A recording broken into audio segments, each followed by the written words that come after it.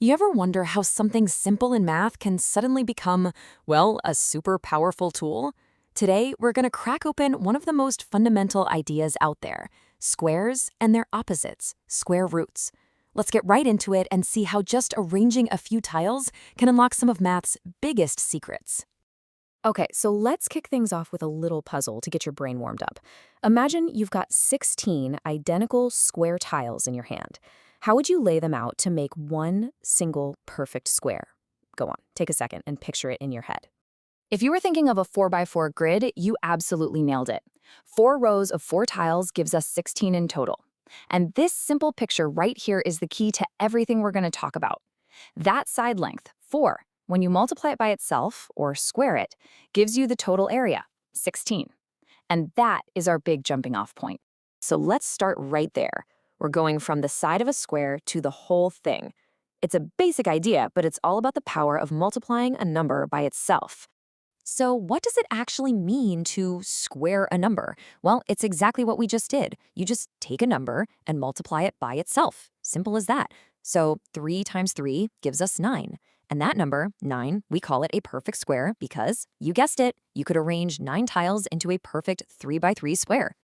And this is a great way to visualize the difference in dimensions. When we square a number, let's just call it a. We get a squared. You can picture that as the area of a flat 2D square. Now, if we took that a step further and multiplied a by itself times 3 times, we'd get a cubed, and that's the volume of a 3D cube. But for today, we're just going to stick to the flat 2D world. And wow, do these perfect squares grow fast. 1 squared is 1, 2 squared is 4, 3 squared is 9, and you can just see how quickly they shoot up. Honestly, knowing the first 10 or so of these by heart is like a real superpower in math class. Super handy. Okay, so building squares is pretty straightforward. But what if we do the exact reverse? What if we start with the total area, the big square, and we need to figure out the length of just one of its sides? Well, that's our next mission, finding the root. Let's put this into a real-world scenario. Let's say you've got a square plot of land and the total area is 576 square meters. To build a fence, you've got to know how long one side is. So, how do we figure that out? What number, when you multiply it by itself, gives you 576? The tool for this job is the square root. It's literally just the reverse of squaring. It asks the question, what was the original number, the root, that we multiplied by itself to get here? And it uses this symbol, which is called a radical. So our new question is, what's the square root of 576? So how in the world do we find that root? Well, our first method is a lot like code breaking. See, every number is built from smaller prime numbers.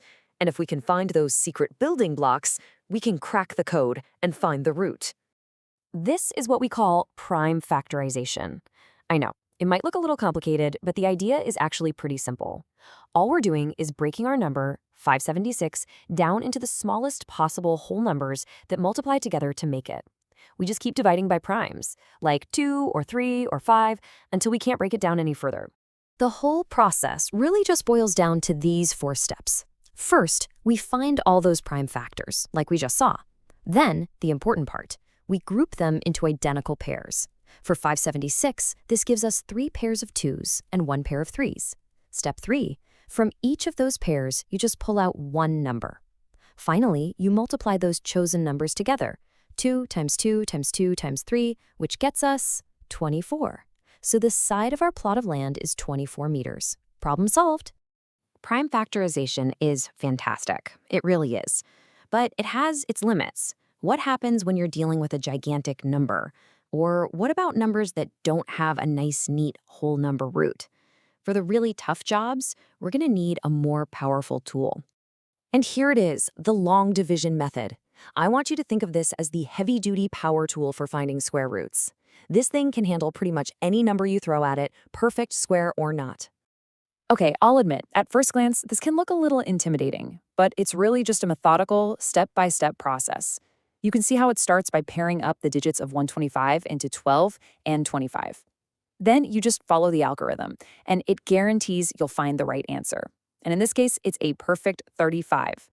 So the basic idea is pretty simple. First, you pair up all the digits from right to left. Then you find the biggest square that'll fit into that first pair on the far left. You subtract, you bring down the next pair of digits. The only kind of tricky part is step 4, where you have to double the answer you have so far to get your new divisor, but really you just rinse and repeat until you hit 0. It's a reliable method that just works. And before we get to the end, here's a little fun fact for you. There is an actual square root day. I'm not kidding. It happens on dates like March 3rd, 2009, because 3 is the square root of 9, or April 4th, 2016, since 4 is the square root of 16. The next one is May 5th, 2025. You should totally mark your calendars. So we've learned the how, but the why of all this is just as fascinating. See, math isn't just about methods and calculations. It's about discovering these beautiful and often surprising patterns that are hidden inside the numbers. Take a look at some of these cool properties of perfect squares. For instance, a number that ends in 2, 3, 7, or 8 can never be a perfect square, ever. Also, the square of an even number is always even, and the square of an odd number is always odd. And no matter what, if you square a negative number, the answer is always positive. These are like the hidden rules of the game. And this brings us to one of the most famous patterns of them all, Pythagorean triplets. These are sets of 3 whole numbers that can form a perfect right-angled triangle.